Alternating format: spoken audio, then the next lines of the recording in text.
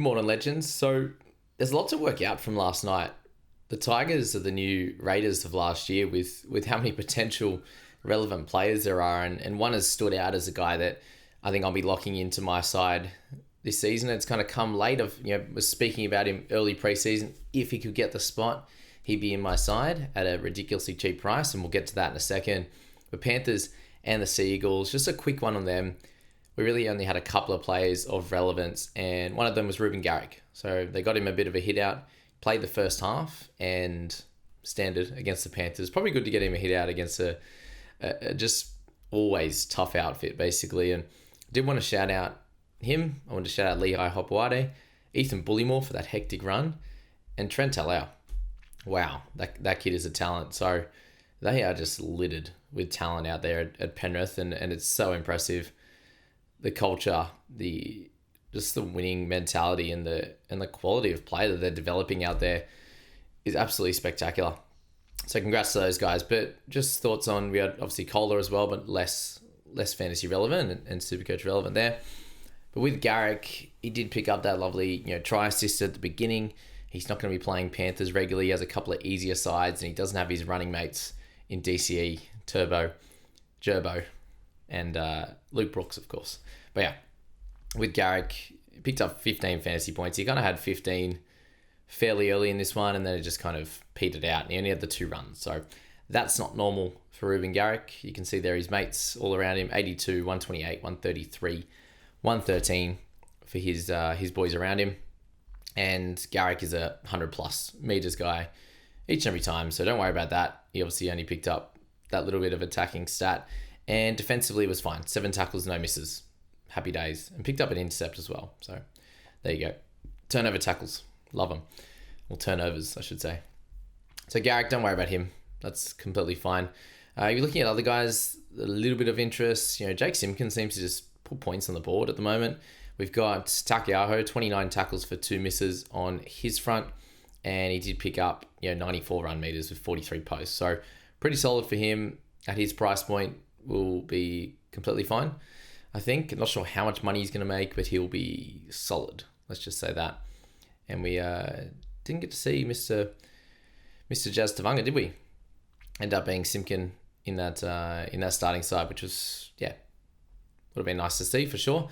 But that's not the way they played this one out. And then, for the Panthers, the big one, what about seeing Tom Jenkins back at the Panthers? Watch him get an opportunity at some point this year and absolutely dominate again, like he did in a few games when he did play, and then went to the Knights and was pretty average and had some injuries and the like. So probably good to see him back in Penrith, and hopefully he can have a good season in Cup or get his opportunity eventually in first grade. Trent Talau, he put on that try for himself and then 2 others off the boot. That was very, very impressive. The way that he could do that. He just so much time. You could see it all in front of him. The pinpoint accuracy on kicks. It looks like he has plenty to his game. And as I said, the talent that they have is just ridiculous. Just ridiculous. So we'll leave it at that, guys. It wasn't too much for that game. Obviously, everyone that's going to Vegas is already gone, and they're already there from the Panthers. And the Eagles are just waiting till round 1 for a lot of their top guns to get their first hit out. And in Ricky Stewart style, that's the way that they are playing it as well. So let's touch on the Eels to kick things off, because Tigers, I'm still trying to work it out as I react to this right now. And you wouldn't believe it, guys. Jermaine Hopgood made it into my side before this trial. I wanted to give him some good juju. Played that first half and made a lot of tackles at 33. So shout out to Hopgood with that, with an offload game as well. He looked pretty solid in his first hit out, Hopgood. Picked up 34 in his first 40 minutes. And the big question with him is going to be how many minutes does he get? Because if he gets close to 65, he should be close to a 60-point scorer with that dual position. If he gets closer to 60 or 58 or something like that, coming off this back injury, that is where you don't get that little bit of value. And that keeper, well, yes, he's going to be a keeper, but that keeper with a little bit of juice in him, in sort of 5 points of upside or something like that. So Hopgood, I thought, was fine, made 48 meters in there and looked pretty similar to normal, to be fair. Picked up 33 tackles for a couple of misses as well, which was fine. In terms of their forward pack, in their middles, Paul Wiramu Greg God, he looked gassed after 5-10 minutes, and he had a couple of really bad misses. And so did Kelma Tuolangi, and we'll get to him in a sec. But yeah, Wiramu, tough on that front. In terms of front row forwards that look great, Jack Williams. And we did think that was going to be the case. He got pushed into the leadership group as soon as he arrived, not long after he arrived, which showed massive, massive things as to how he's come over and the attitude and everything that he's brought to this club. So he ended up with the try late. It was a nice, little line run. It was obviously consolation, but he did pick up 58 fantasy points with 80 run meters, 32 tackles there in that one. He's just a pretty awkward price though, and he does have to, in my opinion, get 50 minutes or something like that to be really relevant. And they do have Joe O and also Junior Paulo there to come back on that one. So that's where it's a bit hard, especially when you got Hopgood there as well, to lock in sort of minutes, big minutes for someone like Jack Williams. But I do expect it's probably 45 to 50, and it's a stretch to get him to big value. And that's why you probably need him 55 or so to be really worth it and have the big value on that front. So that's the middle forwards from the starting side. From their bench, it was Charlie Geimer looked solid. Bryce Cartwright ended up starting guys in this one. And then you had Ryan Madison and Luca Moretti, who looked fine and will play roles at some point. But Kelma Tuolangi, wow, 8 tackles he missed in this one. He played like 60-odd minutes. Did go off at the end there. 17 fantasy points in this one, and he had the one run. It was a pretty good run. He ran pretty hard, but 7 meters on that front with 3 post contact. Pretty gross in a trial on this one. And obviously, last week we're like, oh, him and Volkman, they look awesome together. This week, the Tigers shut him down. So congrats to the Tigers on that one. And congrats to the Panthers for winning their match as well. But yeah, Kelma, 31 tackles, I think, for 8 misses. 32 for 7 in the end. I think they dropped one off. Oh yeah, we do have updates. Yeah, we've got fantasy points now in trials in round 3. How good. But I think it was 31 for 8 and up 32 for 7. So that was giving some people in the private group chat last night some Pikuru vibes. And yeah, it was worrisome, that's for sure. We saw his running last week and we didn't see it this week. This was kind of back to what we saw of him 2-3 years ago. And in that case would have very limited value. So he's someone I'm unsure about at this point. We're very happy with last week and very disappointed with last night. So someone like him at just a tick over 400 should have value. How much it's going to be and how quickly he can pile it on, that's where you're taking that punt, because he's a guy that I think could go 48, 48, 53, and he could also have a 40 into a 17, into a 35, into a 55, and with that up and down, the break even just cooks itself, and he doesn't actually make too much money in that time because he's fluctuating so much. So that's where the worry with him can be. And with the introduction of guys like Duncan, and you might be looking at Seyfarth from this game, you might be looking at Nafahu White and these types of players who'll get a go this week as well. There are a few in this bracket, and we've got Isaiah Iongi to go through as well, who's pod, right? We were having a laugh last night. Oh, this guy's all right. Terrell May, he's all right. We should have a look at him in our fantasy sides. So yeah, Kelma, a little bit of a worry on him. I still think that he's going to be a good purchase, but it might not be as smooth as we were hoping after seeing last week. But again, he's going to be sitting next to Zach Lomax, which we found out last night, and Mitch Moses. So that's just massive news. And he's a kick target from Dylan Brown last week. And they had Dylan there to straighten things up and obviously play a bit better. So I think with their main guys back, he will definitely get plenty more ball. But they did have this week guys like Jack Williams, guys like Hopgood to take meters through the middle rather than getting it to him on that outside. And they did go to Bryce Cartwright plenty as well. So keep your thoughts out on that one. Obviously, he did have a few runs in there. What did I say? Well, I swear he had more runs than that. 4 runs for 32. Beautiful Cartwright. So they just didn't go out to the edges at all. So there will be games that happens, obviously, and that's natural for the outside backs and the edges to not get many runs. But look at these run meters in this game. It was pretty stop-start at times, and probably you can just look at this and go, well, not much was really happening. A lot of these guys still played big minutes, and they weren't able to get big run meters. And shout out to Matty Dury, who ended up over the 100 mark. But let's give a shout out to Riley Smith. He needs to be in this 17. There's no questions about it. He's a jet. He's 22 years old now, I believe, or just shy of that, 21. He's born in 2003. And tackling numbers was 31 for 0 misses, I believe. He had end up with a little lefty kick out of dummy half, and he had great service as well. So he has to offer more than what Hands and what Lussick does, and he has to be in that 17 in my opinion. There's no world where Joey Lussick, unfortunately for me, makes that side. It could be Hands to start and Smith to come on later on, but he has to be in this side, and he's a big watch list guy for our Fantasy and SuperCoach teams. If he happens to end up with that starting spot, I don't think he'll lose it ever again until he gets shipped off somewhere else because he costs too much. But yeah, that was massive from Riley Smith, and a big shout out to him. What about Okar just lipping Adam Dewey too?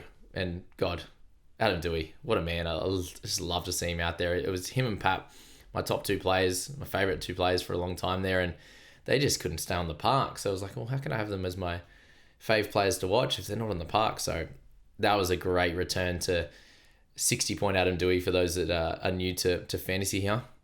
Adam Dewey in the halves is 60-point Adam. It's goated. It's so good. So there you go. That's the guys down there. And Lomax, he had a couple of good runs. Ragdolled Lockie Galvin at one point there, so good stuff to him. And he did kick goals, obviously, which was expected. And actually asked Mitch Moses about it, and he definitely confirmed it as much as we thought it was happening anyway. And then we go to Isaiah Yongi. So 55 points for him. He had a beautiful try, which was some pretty average defense, but good leg speed and drive from Yongi to keep getting through. And then a lovely pass out wide and heap of tackle breaks as well. So he has cemented himself in our sides. He looked great last week, got the 20 minutes, picked up a try assist, and he was their best outside back last night. It wasn't even close. So Joash, he actually came on and dropped a ball late as well. So the tale of two trials as well. Like, people saying, oh, Joash should be the fullback, blah, blah, blah. Yongi spots on the line, and he comes out and plays like that. So that's really, really good news that he can come out and deliver like that. And I'm not expecting anything crazy against the Storm, but across the first 6, 7, 8 rounds, he should be able to average pretty well and make some good cash. And Penasini did move over to the left. And I think he had really good runs, actually. 12 runs for 130 meters was great viewing. And yeah, I think we leave it at that. He's not going to be too relevant on that left compared to what he was on the right. And if you're looking at Lomax for a SuperCoach player, I think that he could be a really fun guy to own on that right side with Kelmer, with Moses on that right hand side as well. But now we get to the main course, the really important guys that we need to speak about. And shout out to Heath Mason. I'm not sure if he's going to be playing round one. It looks like Buller's firming to get back to that spot, but he is improving each and every game I see him. So congrats and shout out to Heath Mason on that one.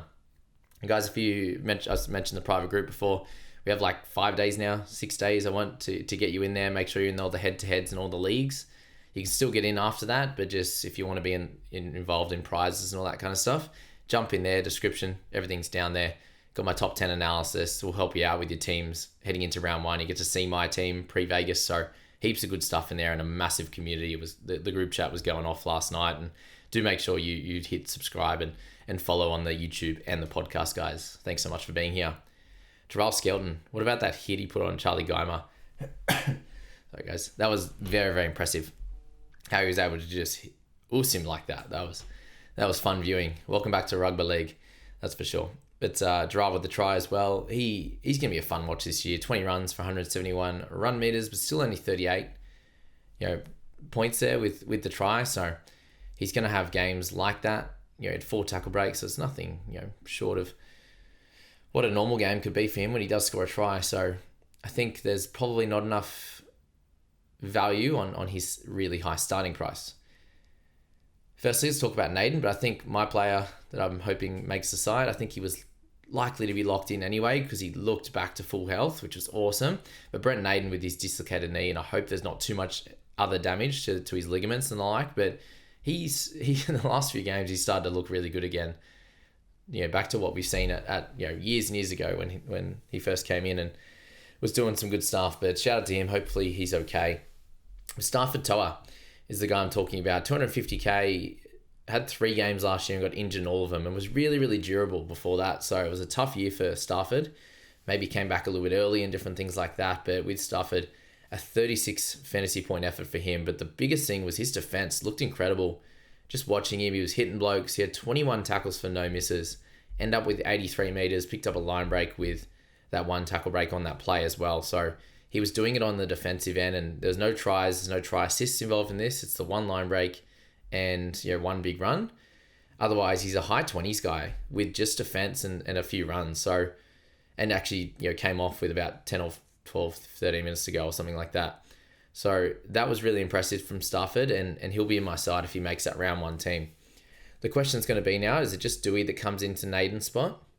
We also have Justin Olam there, but all reports is that, we haven't seen him play that well apart from 1 or 2 games since he's come from Storm, and all reports in the off-season say that he's not in a good spot, physically and everything like that. So I think Stafford earns his spot back. And just remember, guys, he was their best outside back for like 4 years.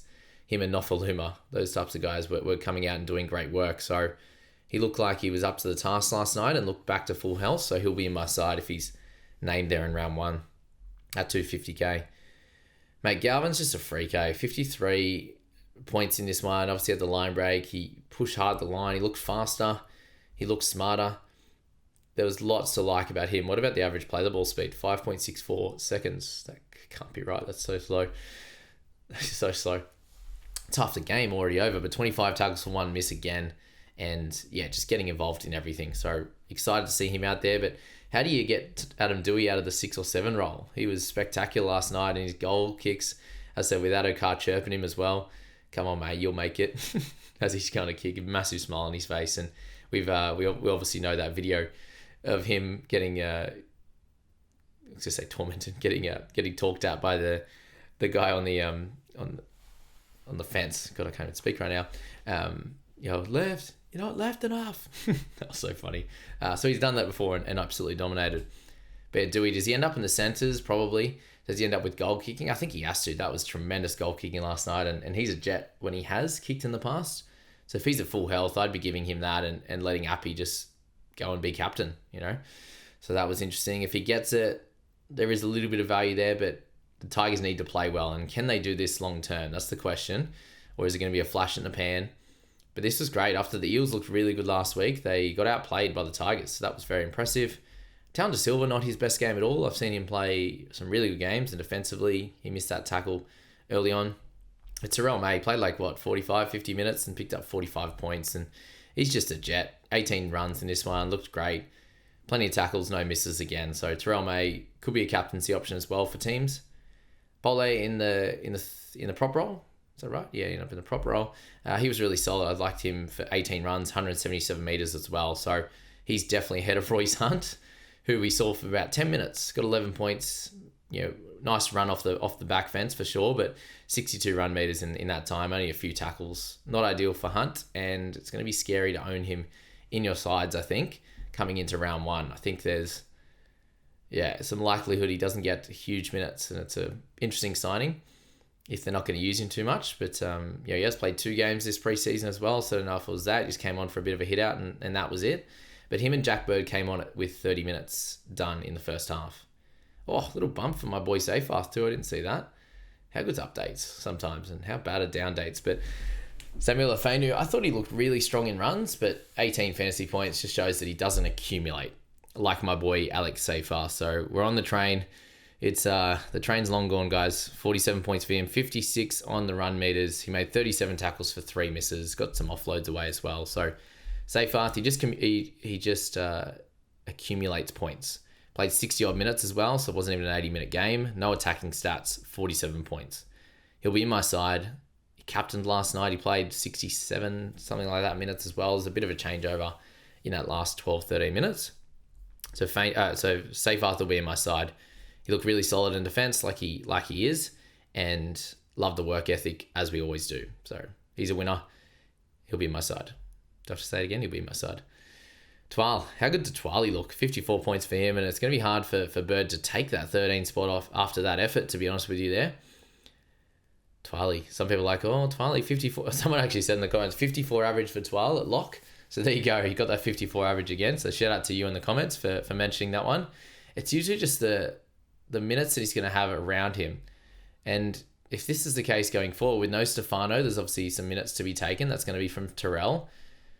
He did get 2 stints and 54, but he did pick up a line break in there. So Twali, if he can average 54, I'll say well played to that fella in in the comments there.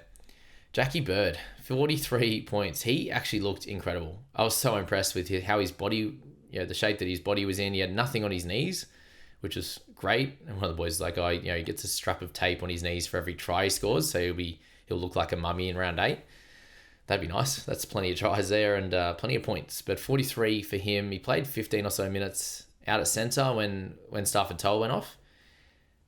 13, 15 minutes, whatever it was. So picked up a little bit at the end, but most of his work was done through the middle, 65 run meters. He had 19 tackles for 1 miss, picked up that try and line break as well, and he looked really fast. He was there in support play as well, back on the inside for one of those that if it wasn't a forward pass from Galvin, it would have been another try to Bird. So I like him as a lighter running man through the middle, who obviously is going to cover in the outside backs. And if we're just looking, we're coming into this game with him coming off the bench and that being a worry, I think if you were 50-50 coming into last night, you now pick him because he looked awesome, body-wise, wanting to be there, effort, all the areas that you want. He still looked really strong. He still had his niggle.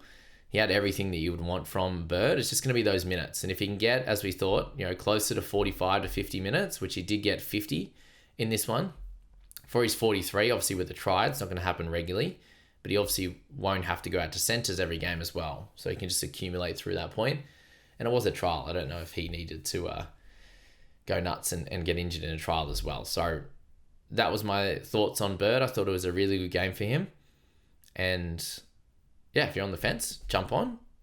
If you're still waiting to see what happens in round 1, I understand, but he's still 360 odd K. It is an awkward price, but it's not anything crazy that if you jumped on and it's not perfect and he does get sort of 40 minutes instead of 50 and he only makes a little bit of money, then you can just pivot fairly quickly. And remember with these guys, you haven't made a trade yet, but he does have that tremendous upside. And if he happens to get some more time, if he happens to have to move to the edge at one point, that's really cool. If they do have an edge injury, he can move to that spot. Just remember that one as well. If there's an injury to Twiley, he'll go straight to 13. There's a lot of good things on that side as well as the bad things with centre and the minutes risk. So I think we're going to leave it there, guys. That's pretty well everything I wanted to speak about in these two teams. There's a lot there, and I can't wait for round 1 teams for these guys, and I hope that helped you guys in your thoughts. But I just wanted to get this one out today because it's a very, very important 2 teams, I think, with relevant players. So we'll have plenty more games tonight and obviously tomorrow as well. So enjoy those. Catch the highlights if you haven't, if you don't get to see them, but come and check out my fantasy analysis across the next couple of days. We'll get that out and have plenty of fun. Have a great weekend.